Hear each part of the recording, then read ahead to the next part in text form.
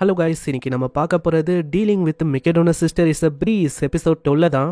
வீடியோக்குள்ள போறதுக்கு முன்னாடி மறக்காம எல்லாருமே ஒரே ஒரு லைக் ஒண்டி போட்டுருங்க. அதே மாதிரி இப்பதான் ஃபர்ஸ்ட் டைம் நம்ம சேனலுக்கு வரீங்கன்னா சப்ஸ்கிரைப் பண்ணி பெல் ஐக்கன் அழுத்தி வச்சுக்கோங்க. ஏன்னா அப்பதான் இதுக்கப்புறம் வர எல்லா அனிமேஸும் உங்களை தேடி வரும். சரி வாங்க, நம்ம டைம் மிஸ் பண்ணாம எப்பிக்குள்ள போகலாம்.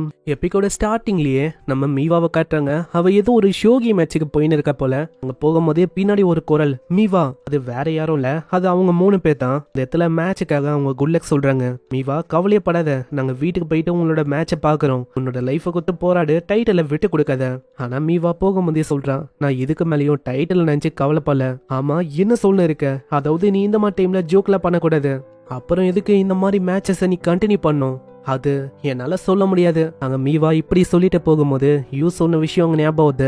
நம்ம யூ அந்த இடத்துல சொல்லியிருப்பான், அவங்க அம்மாக்காக தான் எல்லா விஷயத்தையும் அழுப்பண்ணா சமையல் அது வந்து சுத்தமா அழுக்கு வராது. அப்படி இருக்கும் போதும் அதனால மத்தவங்கள நல்லா ஃபீல் பண்ண வைக்க முடியும்னா கண்டிப்பா நான் இதை விட்டு கொடுக்க போதில்ல. அப்படி ஆரம்பிச்ச விஷயம் தான் இது. கொஞ்சம் கொஞ்சமா கிராஜுவலா பெட்டர் ஆயினே வந்தேன். யூ சொன்ன விஷயம் எல்லாமே கரெக்ட் தான். அவங்க அம்மா எப்படி ப்ரௌடா ஃபீல் பண்றாங்களோ அதே மாதிரி தான் மத்தவங்களையும் நான் ப்ரௌடா ஃபீல் பண்ண வைக்க போறேன். யோ கண்டிப்பா நான் ஜெயிப்பேன். மிக்கடோன பாராட்டின விஷயம் கசுக்கி நீக்கு பெருமைப்பட்டது. இந்த விஷயத்தெல்லாம் யோசிச்சுன்னு சொல்றா. கண்டிப்பா இவங்க எல்லாரையுமே நான் திரும்ப ஹாப்பியாக்குவேன், அதனால நான் ஜெயிச்சே தருவேன். இந்த சைடு அங்க மீவா பத்தி தான் அவங்க பேசுறாங்க. ஆல்ரெடி இந்த சாக்குரா இந்த பொண்ணு 2 வாட்டி ஜெயிச்சிட்டா. பெஸ்ட் ஆஃப் 5 மேட்ச், அதாவது இன்னமும் ஒரே ஒரு வாட்டி தோத்துட்டா அவ்வளவுதான். மீவாவோட டைட்டில் இந்த வாட்டி அப்படியே போயிடும். வந்து ஒரு மிகப்பெரிய கிரைசிஸா இருக்க போகுது அப்படின்னு தான் அவங்க பேசுறாங்க. அந்த டைம்ல மீவா உள்ள வரான். மீவா உள்ள வரும்போதே அவளோட ஆரா, அவளோட பிரசன்ஸ் அது எந்த அளவுக்கு பயங்கரமா இருக்குன்னா நம்ம சாக்குராவால அங்க ஃபீல் பண்ண முடியுது.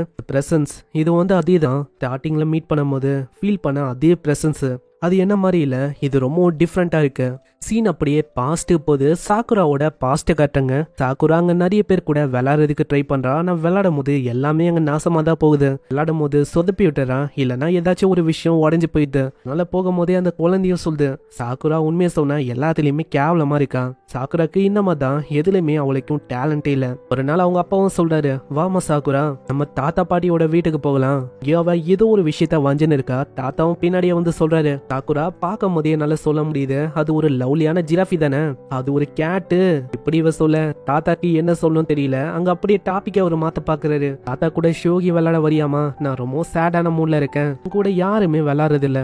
அங்க விளையாடும் போது அவ தெரியத்தனமா அந்த ஷோகி காயினா அப்படியே சைடா நகர்த்துறா. இத பாக்குற தாத்தாவும் அங்க சொல்றாரு, சாக்குரா நீ அப்படி பண்ணக்கூடாது, ஏன்னா ஒரு காயினும் டிஃப்ரெண்டா மூவ் ஆகும். உங்களுக்கு இப்பயே ஒரு விஷயத்த சொல்லிடுறேன், இந்த ஷோகி இருக்குல்ல இது ஒரு வகையில செஸ் தான். அதாவது செஸ்ல எப்படி நம்ம மூவ் பண்ணுவோம் அதே விஷயம் தான் இங்கேயும் வரும், ஆனா டிஃப்ரெண்டா இருக்கும். சாக்குரா நீ நகர்த்தின அந்த பீஸ் அது வந்து ஒரு சோல்ஜரு, அதால ஸ்ட்ரெயிட்டா ஒரே ஒரு ஸ்டெப் தான் எடுத்து வைக்க முடியும். அது போக சைடா போக முடியாது, பின்னாடியும் போக முடியாது.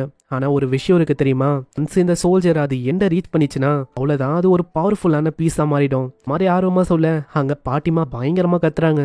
ஒரு சின்ன குழந்தை தான், அவளுக்கு இந்த மாதிரி விஷயம் எல்லாம் சொன்னா எப்படி புரியும். இதெல்லாம் சாக்குராக்கு ஷோகி மேல ரொம்ப ஆர்வம் அதிகமாகுது. அதனால தாத்தா கிட்ட அவ கேக்குறா, தாத்தா தாத்தா இதை வந்து எனக்கு சொல்லித்தர முடியுமா. தாத்தாவும் சொல்லி தராரு. இதே மாதிரி மேட்ச் போக போக ஒரு கட்டத்துல சொல்லி தந்த தாத்தாவே அவ தோக்கடிக்கிற அளவுக்கு போயிடா. எல்லாத்துலயுமே மோசமா இருந்தேன், ஆனா இதுல அப்படி இல்ல. இதே மாதிரி நான் நிறைய பேரை தோக்கடிக்க ஆரம்பிச்சேன். அப்படியே நான் முன்னேறி நிறையவே அச்சீவ்மெண்ட் பண்ண ஆரம்பிச்சேன். எப்படி ஒரு சோல்ஜர் முன்னேறி போயினே இருக்குமோ அதே மாதிரி நானும் கொஞ்சம் கொஞ்சமா முன்னேறி போனேன். அன்னைக்கு அந்த நாள் வராத வரைக்கும் அன்னைக்குதான் நான் மீவாவை மீட் பண்ணேன். மீவா ஒரு சில செகண்ட்ஸ்லயே என்ன தோக்கடிச்சிட்டான். ஈவன் அந்த டைமிங்க முடியல, அந்த அளவுக்கு வேகமா அவ தோக்கடிச்சிட்டான். அன்னைக்கு எனக்கு புரிஞ்சது இவ ஒரு ப்ரோட்டேஜின்னு. அதே மாதிரி இவளோட பேக்ரவுண்ட் செக் பண்ணா இவ மிக்கடோன ஃபேமிலியில இருக்க ஒரு யங்கஸ்டான சிஸ்டர். ஃபேமிலியில இருக்கிற ஒருத்தங்களும் நேச்சுரலாவே டேலண்டானவங்க. அதாவது சிம்பிளா சொன்னா ஒரு ப்ரோட்டேஜி.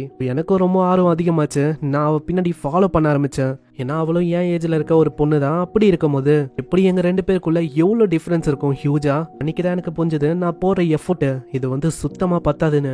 இதுக்கப்புறம் ஸ்கூலோட சீனை காட்டுறாங்க. 2 பொண்ணுங்களும் ஏதோ ஒரு மார்க் ஷீட் எடுக்கிறாங்க. அதுல வெறும் 28% தான் யாரோ ஒருத்தங்க எடுத்திருக்காங்க. சாக்குராவோட பேர் தாங்க சாக்குராவும் இருக்கா. குத்து விட்டுறாங்க. அங்க கொடுத்து விட்டக்கு அப்புறம் சாக்குரா பத்தி தான் முது பின்னாடி அவங்க பேசுறாங்க. ஏய் அந்த பொண்ணு சாக்குரா தானே, அந்த பொண்ணு செஸ்ல வேணா திறமசாலியா இருக்கலாம், நான் படிப்புன்னு வந்துட்டா பாத்தியா 28% தான். வாழ்க்கையில என்ன பெருசா பண்ண முடியும், செஸ்ல டேலண்ட் இருந்து என்ன பிரயோஜனம், மூளைன்னு ஒண்ணு இல்லவே இல்லப்பா படிப்புல. அங்க இதனால சாக்குராக்கு ரொம்ப கஷ்டமா இருக்கு. இப்படி பேசும்போது மீவா அங்க வரும்போதே சொல்றான், ஆமா மேடம் வந்து அப்படியே ஒழுங்கு பாருங்க.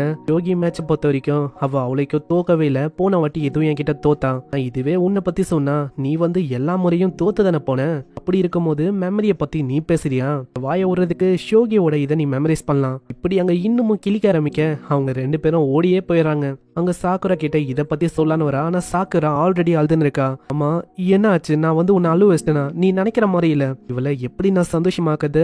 அந்த இடத்துல ஷோகில ஒரு சோல்ஜர் காயின் இருக்கும். அதாங்க செஸ்லயும் இருக்கும்ல, அதை பத்தி அவ சொல்றா. அந்த காயின் இருக்குல்ல, அந்த காய் எப்பயுமே முன்னாடி போயினே தான் இருக்கும். அதே மாதிரிதான் நம்மளும் வாழ்க்கையில இருக்கணும். இதே விஷயத்த அங்க தாத்தாவும் சொல்லியிருப்பாரு. இதை கேட்கும் போது அவளுக்கு இன்னமும் மோட்டிவேட்டடா ஃபீல் ஆகுது. அவளையே அவ சோல்ஜரா சொல்லிக்கிறா. ஒரு சோல்ஜர் மாதிரி கண்டிப்பா என்ன மாதிரி ஒன்னுத்துக்கும் உதவாத சோல்ஜரும் ஒரு நாள் இல்ல ஒரு நாள் ஸ்பாட்லைட்டை அடையும். அதுக்கப்புறம் நான் காட்டுவேன் நான் யாருன்னு.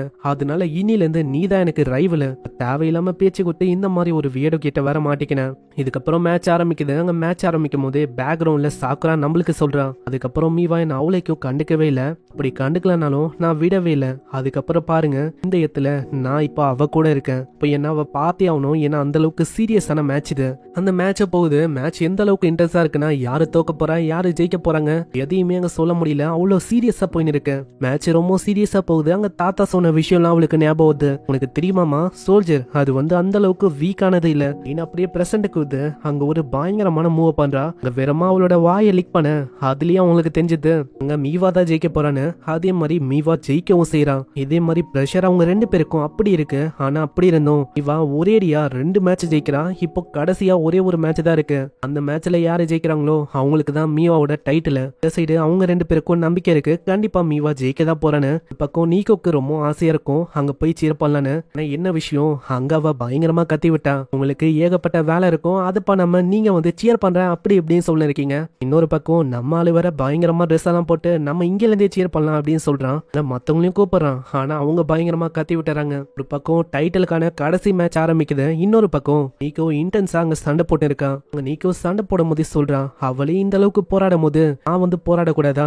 அதனால என்னால முடிஞ்ச விஷயத்த நான் பண்ணணும். ஒரு பக்கம் கசிக்கி அவளோட ஆக்டிங்க முடிஞ்ச அளவுக்கு பெஸ்டா கொடுக்கணும்னு பாக்குறான். இவா அந்த அளவுக்கு அந்த விஷயத்த பண்ணும்போது நான் என்னோட ஆக்டிங்க பெஸ்டா கொடுக்கணும். இன்னொரு பக்கம் இதே மாதிரி இன்டென்ஸா நம்மளால அவங்க மேட்ச பாக்குறான். என்ன ஆக போகுது அப்படின்னு தெரியல. இதுக்கப்புறம் மேட்ச் முடியுது. அங்க யாரோ ஒருத்தங்க வராங்க. அதான் நம்ம மீவா தான். ஆமா மீவா, நீங்க என்ன யோசிக்கிறீங்க? வெற்றிகரமா 2 வாட்டி ஜெயிச்சு 3வது வாட்டி ஜெயிச்சிருக்கீங்க. உங்களோட டைட்டில தக்க வச்சிருக்கீங்க. நீங்க என்ன யோசிக்கிறீங்க சொல்லுங்க மீவா, இந்த பக்கம் திரும்புங்க. இன்னொரு பக்கம் நம்ம ஹீரோ பாப்பால அங்க அவ கத்திக்கினே போறான். மீவா எங்க போறீங்க, வெயிட் பண்ணுங்க. ஆனா மீவா அங்க போனோனே நம்ம யூவா அங்க அவனுக்கு பேச்சு மூச்சே வரல. ஆமா என்ன ஆச்சு பார்த்தா நம்ம யூ பயங்கரமா அழுவுறான். ஆமா என்ன ஆச்சு அவனுக்கு? நான் அவனை அழுவ வைக்கணும் அப்படின்லாம் நான் எதுவும் பண்ணல. மீவா கங்க்ராட்ஸ், நீ ஜெயிச்சிட்ட. உண்மையை சொன்னா எனக்கு ரொம்ப ஹாப்பியா இருக்கு. இப்படி இவன் சொல்லும் போது அங்க மீவாக்கா ரொம்ப சந்தோஷமா இருக்கு. இந்த மாதிரி ஒரு ஃபீலிங் இதுக்கு முன்னாடி எனக்கு வந்ததே இல்ல. இதுக்கு முன்னாடி வரைக்கும் நம்ம ஹீரோ சொல்லியிருப்பால அந்த விஷயம் எல்லாத்தையும் அவ யோசிச்சு பாக்குறான். அவளுக்கு அதை யோசிக்கும் போது இன்னும் தான் அங்க சந்தோஷமா இருக்கு. இந்த முகத்தை தான் நான் பார்க்க ஆசைப்பட்டேன். அங்க பின்னாடியே அவங்க 2 பேரும் வராங்க. ஆனா அவங்க ஒரு காட்சியை பார்த்து ரொம்ப ஆச்சரியமா வராங்க. என்ன ஆயிருக்கும்னா, நம்ம மீவா அப்படி அங்க கிஸ் பண்ணிட்டா. நல்லா பாவம் அவங்க உறைஞ்சு போயிட்டாங்க. அங்க மீவாக்கும் அப்புறம் தான் ரியலைஸ் ஆகுது, ஐயோ நான் கிஸ் பண்ணிட்டேன்னு. இத அவ யோசிச்சா. ஆனா பண்ணுவான்னு அவ சுத்தமா யோசிக்கல. தெரியாதனமா அப்படி பண்ணிட்டா. ஐயோ நான் எந்த அளவுக்கு ஸ்டூபிடா இருக்கேன், ஸ்டூபிடுனா. இன்னொரு பக்கம் பின்னாடியே 2 பெரிய ஆளுங்க வராங்க. உங்களும் அவங்க பாராட்டுவாங்களா? இதை ஒரு வாய்ப்பா வச்சு டாபிக்காவை மாத்துறான். உங்களுக்கு தெரியுமா கைஸ், எப்பெல்லாம் இந்த மாதிரி மேட்சை முடிக்கிறோமோ யாரு சீர் பண்ணாங்களோ அவங்களோட ஃபோர்ஹெட்ல கிஸ் பண்றது இது ஒரு கிரீடிங் மாதிரி. இந்த விஷயத்த யூ நம்பிடுறான். ஆனா பின்னாடி இருக்க அவங்க 2 பேரும் நம்பவே இல்ல. யூ ஆனா இந்த விஷயத்துக்குலாம் நம்பலாம், ஆனா நம்ம நம்புறதுக்கு வாய்ப்பே இல்ல. இன்னொரு பக்கம் அவங்க 2 பேரும் அவங்க சொல்றாங்க, நீ தோக்க போன, ஆனா அப்படி இருக்கும் போது ஜெயிச்சிட்ட. நீ உண்மையிலேயே வேற லெவல் தெரியுமா மீவா? உன்னை பார்க்கும் போது எனக்கு ரொம்ப ப்ரௌடா இருக்கு. எல்லாம் கேட்கும் போது சந்தோஷமா இருக்கு. அப்படியே கட்டி போச்சு ஆட்ட ஆரம்பிக்கிறான். அங்க ஹீரோவும் போட்டோ எடுக்க கேட்பானா. பின்னாடியே அவ சொல்றான், எடு இவங்க 2 பேரும் என்னோட ஃபேன் கேர்ள்ஸா இங்க வந்திருக்காங்க. அட நீ அழகா இருக்க, நான் அழகா இல்ல, இது என்ன கதையா இருக்கு? இருந்தாலும் பரவாயில்லன்னு நம்ம ஹீரோ எடுக்கிறான். அந்த போட்டோவும் ரொம்ப கியூட்டா வருது. பின்னாடியே அங்க சாக்குறாவும் யோசிக்கிறான், நான் என்னதான் ட்ரை பண்ணாலும் என்னால அந்த உயரத்தை இன்னமும் அடைய முடியல. ஆனா எனக்கு இன்னமும் புரியல, யோ மாதிரி ஒன்னுத்துக்கும் உதவாத ஒரு பர்சன் அவன் இத்தனை ப்ரோட்டேஜிஸ்க்கு முன்னாடி என்ன பண்ணிருக்கான். அப்புறம் தான் தாத்தா சொன்ன அதே விஷயம் அங்க ஞாபகம் வரும். ரொம்பவும் வீக்கா இருக்கிற ஒரு சோல்ஜர் அவனால கூட எப்போ ஆனாலும் பவரா மாற முடியும். அங்க இந்த விஷயம் தான் இங்கேயும் நடந்தது அப்படின்னு அவ சந்தோஷமா போறா. இந்த சைடு காலையில ஆகுது. ஒருத்தங்க அங்க ஒரு விஷயத்த பண்றாங்க. பக்கம் ஏஐ கூட பயங்கரமா மீவா ஷோகி வரலான்னு இருக்கா. இன்னொரு பக்கம் டைல்ஸை உடைக்கிறா. இன்னொரு பக்கம் அங்க ஜூஸையும் செஞ்சு தரான். அது நியூட்ரிஷஸா தெரியலாம், ஆனா டேஸ்ட் அந்த அளவுக்கு இருக்காது. இதனால அவன் டேஸ்ட் பண்ணலான்னு போறான். இன்டைரக்ட் கிஸ் ஆயிடும்ல, இதனால அவளையும் மொத்தத்தையும் குடிக்க ஆரம்பிச்சான். இதே மாதிரி எல்லாரையுமே ஆளு ஒன்னு சேர்த்துட்டான். இப்போ அவங்க அம்மா சொன்ன மாதிரியே இது ஒரு ஃபேமிலியாவும் இருக்கு. ஆனா இதுதான் அவங்க மீன் பண்ணி சொன்னாங்களா அது தெரியல. அதுக்கப்புறம் எல்லாருமே போகும்போது நாங்க சேமான டைமிங்ல வருவோம் அப்படின்னு சொல்லிட்டு போறாங்க. நம்ம ஹீரோவும் ஹேவ் அ நைஸ் டே அப்படின்னு சொல்லலான்னு போறான். ஆனா அங்க யாருமே இல்ல. இதனால ஆளுக்கு கஷ்டமா இருக்கும். ஆனா டோரத்தை பார்த்தா அவங்க எல்லாருமே அங்கதான் நிக்கிறாங்க. ஹேய் நீ லேட்டுப்பா, எங்களை வெயிட் பண்ண வச்சுட்டேன், நான் உன்னை அப்புறமா சந்திக்கிறேன் இப்படின்னு அவங்க சொல்ல நம்ம ஹீரோக்கு ரொம்ப சந்தோஷமா இருக்கு. இததான் அவங்க அம்மா மீன் பண்ணாங்களோ அப்படின்னு அவன் யோசிக்கிறான். இங்க இருக்கும்போது கண்டிப்பா ஒரு நாள் இல்ல ஒரு நாள் அந்த ஆன்சர் எனக்கு கிடைக்கும். நெக்ஸ்ட் சீன்ல எல்லாருமே அப்படி ஆச்சரியமா வராங்க. அதுக்கு காரணம் சாக்குரா அவங்களோட வீட்டுக்கு வந்திருக்கா. சாக்குரா என்கிட்ட ஒரு ஃபேவர் கேட்டா, என்ன ஆச்சுன்னா அவ இங்க இருக்கணுமா, நான் உன்னோட ரைவலா இருக்கேன், அப்படி இருக்கும்போது உன்னோட சீக்ரெட் அதை தெரிஞ்சுக்கணும்னா நான் தங்குற மாதிரி இருக்கும், அதுக்காக தான் நான் இங்க வந்த. நீ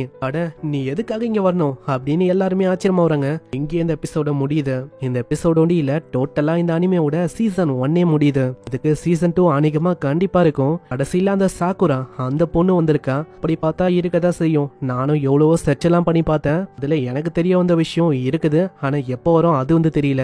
நம்ம சேனலை சப்ஸ்கிரைப் பண்ணி பெல் ஐக்கன் அழுத்தி வச்சுக்கோங்க. இது தெரிஞ்சா கண்டிப்பா கம்யூனிட்டி போஸ்டாவோ இல்ல வீடியோவாவோ நான் போட்டு சொல்றேன். சோ அது வரைக்கும் சப்ஸ்கிரைப் பண்ணி பெல் ஐக்கன் அழுத்தி வச்சுக்கோங்க. நான் உங்களை நெக்ஸ்ட் ஒரு தாரமான அனிமேல சந்திக்கிறேன். தேங்க்யூ ஃபார் வாட்சிங்.